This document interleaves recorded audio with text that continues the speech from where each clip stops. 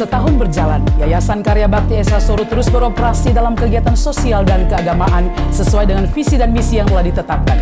Program penginjilan melalui media terus dilakukan dengan memproduksi konten-konten rohani berupa acara Esra Soro Menjawab atau program tanya jawab seputar iman Kristen dan mendukung pembuatan film Suatu Hari Nanti bekerja sama dengan Pijar TV Jakarta dan tim. Aksi-aksi sosial juga terus berlangsung berupa pemberian bantuan logistik, dana pendidikan, biaya kesehatan, dan dana pembangunan. Yayasan KBS juga mulai merintis sebuah program percepatan keaksaraan pada anak melalui program mobil pintar sebagai upaya membangun kemampuan membaca anak usia dini dan sekolah dasar yang diimbangi dengan pengajaran nilai-nilai Kristiani pada anak.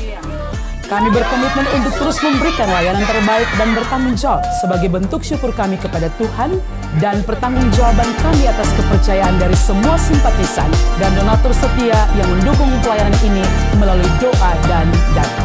Jika saudara ingin mendukung pelayanan kami, saudara dapat berdonasi melalui rekening yang tersedia atau menghubungi kami melalui nomor berikut ini. Doakanlah kami dan mari melayani Tuhan bersama. Tuhan Yesus memberkati. Salam Pak Esra, izin bertanya, tempat apakah yang bernama Harmagedon itu?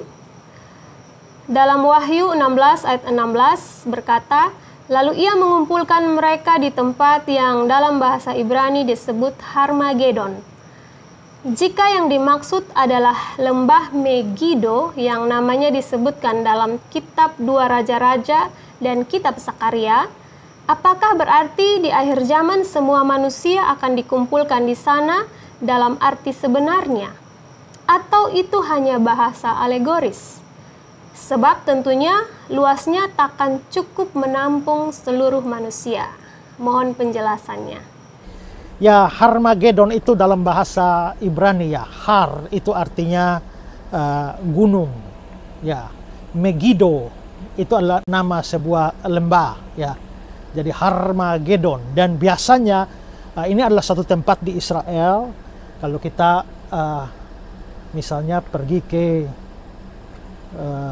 Padang Gembala ya di Israel, kita juga bisa dari sana pun dari ketinggian itu kita bisa melihat ke bawah, itu adalah ada satu lembah Megido, lembah Harmagedon, dan itu dipercaya oleh banyak orang sebagai perang akhir zaman nanti.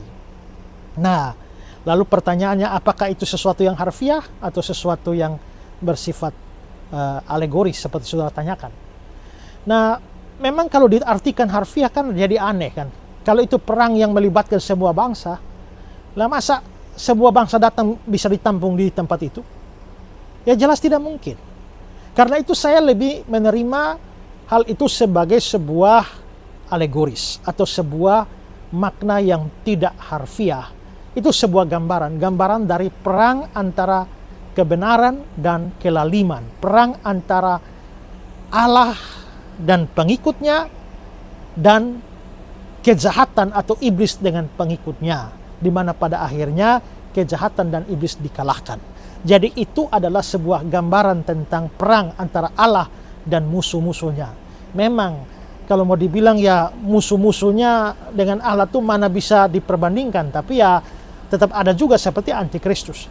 Ada Kristus tapi ada yang antikristus. Kata anti itu bisa berarti melawan, ya bisa berarti memberontak, bisa berarti ingin menggantikan. Dan di dalam dunia ini kan ada banyak orang yang anti Allah, orang yang tidak mau percaya kepada Allah, tidak takluk pada kebenaran, yang memberontak melawan Allah, yang diwakili oleh pemimpinnya yaitu iblis dengan seluruh kejahatan yang ada. Nah, pada akhirnya, dan menurut saya ya pada masa-masa inilah pertempuran antara kebenaran dan kejahatan itu sedang berlangsung. Jadi itu adalah suatu gambaran alegoris tentang peperangan rohani seperti yang saya sebutkan tadi, yang sudah dimulai sekarang, tapi makin hari makin bertambah, dan puncaknya adalah pada akhir zaman ketika Kristus datang kembali, di mana kejahatan ditaklukkan secara penuh. Ya, jadi itu tidak bermakna harfiah. Shalom, salam damai sejahtera. Dengan sukacita kami informasikan kembali, Ngobras Goes to Israel. Ngobrol Alkitab santai. Bible study on the spot langsung di tempat-tempat bersejarah sesuai yang tertulis di dalam Alkitab. Masih bersama dengan pembimbing rohani kita, Bapak Pendeta Esra Soru dan Bapak Yosuayan. Kali ini paket komplit, kita akan menuju 3 negara, Israel, Mesir, dan Jordania secara langsung. Kami mengundang Bapak Ibu Saudara yang haus dan rindu menggali kebenaran firman Tuhan, baik dari sisi sejarah, hermeneutik penafsiran Alkitab, dan pengertian-pengertian rohani di dalamnya. Segera daftarkan diri Anda serta keluarga untuk jadwal perjalanan tanggal 23 Oktober sampai 4 November 2023. Atau bisa bertanya secara langsung dengan Kairos Tour di nomor 087 888 00 9854. Pastikan Anda diberkati dengan pengenalan akan Tuhan lebih lagi melalui perjalanan rohani ini. Havenus Shalom Aleihim.